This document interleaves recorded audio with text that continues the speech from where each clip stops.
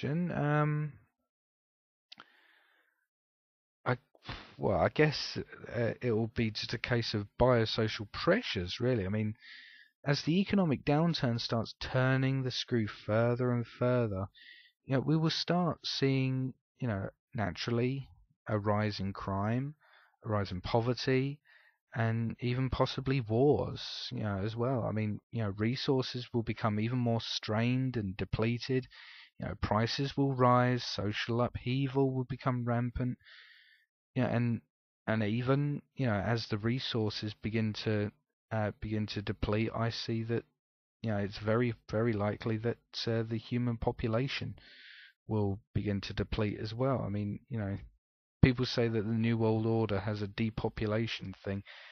It's not the New World Order that's planning that. That is a natural culmination of what will happen if we don't do anything. You know, um, the only thing we can do as the movement is to be there as a buffer or a pillow for these economic hardships and offer information to people. Well, at least at this stage, with because we're in phase one, the awareness phase, you know, just offer information to people so they have a way into a better future. At present we haven't got the numbers we need to do what we want to do yet. That's why we're in phase one. We need critical mass. Human beings are generally creatures of necessity. As long as they feel somewhat comfortable in their environment, they won't have any incentive to improve anything. But as we will see, as the conditions continue to decline and collapse keeps drawing closer and closer on the horizon, less and less people will be comfortable, and more people will want to improve things. We are seeing this all over the world already. All the protests you see all over the world, that is because things are not the way they should be. And it's going to keep going. Anyway, question 7. I work in a salon and I've listened to you talk about technological unemployment. However, my question is on a utility level concerning people's cosmetic needs. Would salons disappear? What if I'm not happy with my hair or nail colour? Okay, it's not up to a social movement what shade you choose to colour your hair or your nails.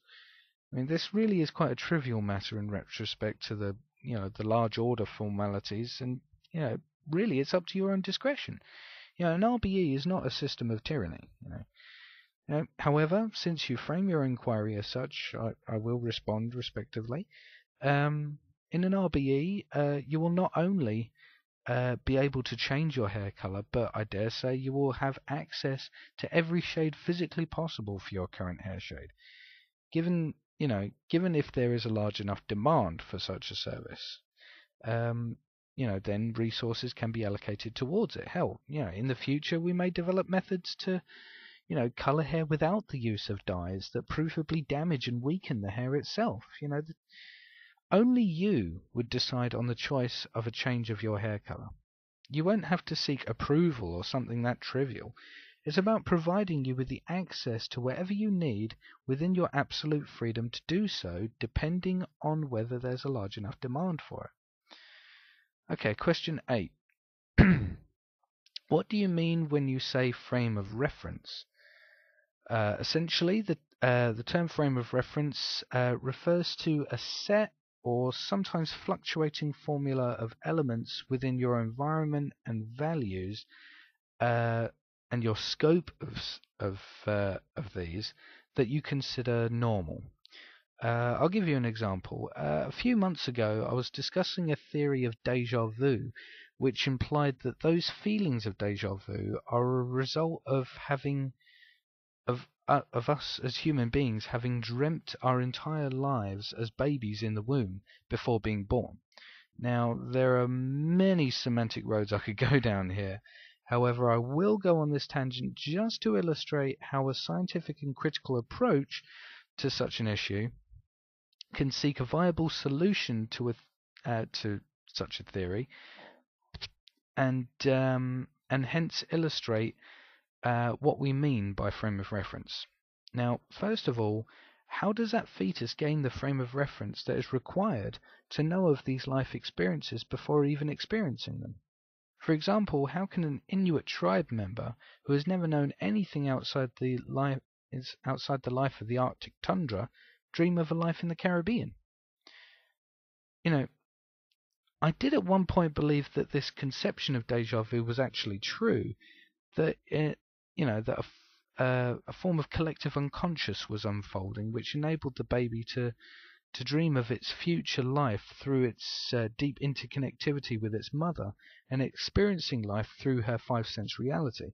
Because obviously the mother and child, this is the most obvious form of symbiosis that we have in the public consensus, after all, anyway.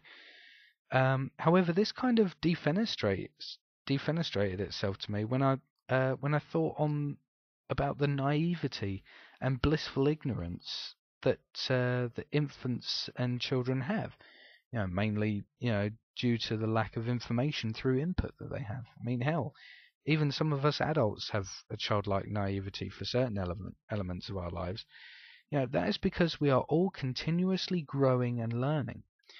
For example, if we have all dreamt our lives beforehand somehow and known what we are in for, so to speak, then how come we have to learn everything? How come we have to learn that to walk and talk and everything, how come we have to learn that the pan full of boiling water on the stove is going to scald us if we touch it with our naked flesh? How come we have to learn that stepping in the road in front of a speeding car is going to cause extreme trauma to the body and most likely kill us? I mean, on a humorous side note, maybe that's why babies cry when they take their first breath, because they know full well what state of affairs they've been born into. But anyway, joking aside, do you think that if you knew what state of a world we have before you were born, would you still want to be born into it? Like, for example, if you saw the trailer to a film that proved beyond any reasonable doubt that the film is extremely bad, would you still gladly and blissfully walk into the cinema to watch it? The only explanation for this, to me, is that we are born without these key kernels of knowledge, and we learn them as we grow. Even if we dreamt our lives beforehand, then forgot it all when we were born just to learn it all again, that's just ridiculous. There's no utility in forgetting vital accrued knowledge only to catch a subliminal glimmer of it infrequently through life. We are born as curious and exploring minds that can learn and do anything, and that is a fact. There is no difference, really, between a Hitler baby and a Gandhi baby. It's all a case of conditioning. The formality of whether we can do certain things or learn certain things lies only in our nurture and subsequent indoctrination, and the standard of living and values we grow up and live in. A child who grows up without learning and in fact abhorring the act of compassion would grow up not being able to be compassionate towards another human being, just like a child who, grows up and lives in extreme poverty cannot travel the world. So really, my point is that we only experience our lives within the frame of reference that we are raised inside. Just like one of the headhunters of the Amazon can't ask for an iPod Nano, a fetus in the womb can't know of the world he or she has not yet experienced. Okay, question 9. One question that would really help me understand this better: how do we hope to achieve the aims of the Venus Project when there is such a powerful, rich, ruling elite controlling everything already? They have more money than any of us and the ability to bring any action down on any of us at will. How do you propose that we will get from here to there with them standing in our way? Interesting question. Well, this is gonna be something that is down to how we deal with the pending collapse of the economy. The pressures of scraping to survive will wear thin on society, and hopefully there will be enough people, who are, enlightened enough, educated enough, and brave enough to, just stand up and say, you know what, to hell with this. I want a better world. I am sick of this. Things are going from bad to worse, and I want my life back. I want my freedom. And that is why we are we are currently in the phase of awareness, because we want people to come to their own conclusions. We can present them with information, but we need them to come to their own conclusions about what kind of future they would want.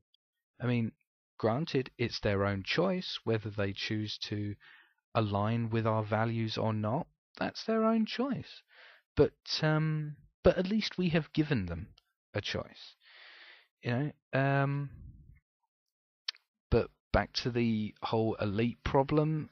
As as rich and powerful as the elite might seem, they only comprise about 1% of the planet's population. Okay, only 1%. We outnumber them 99 to 1. Too bad for them. Okay, no army on the planet can subdue a critical mass which comprises the majority of the population that are equipped with the tools of analytical, critical, and objective thinking. There's, for one thing, when we notice the collapse of the economy, there won't be enough money for the elites to pay the military. So they're just going to be like, come on, where's our money? And the elites will just be like, I don't know. They'll just throw up their arms.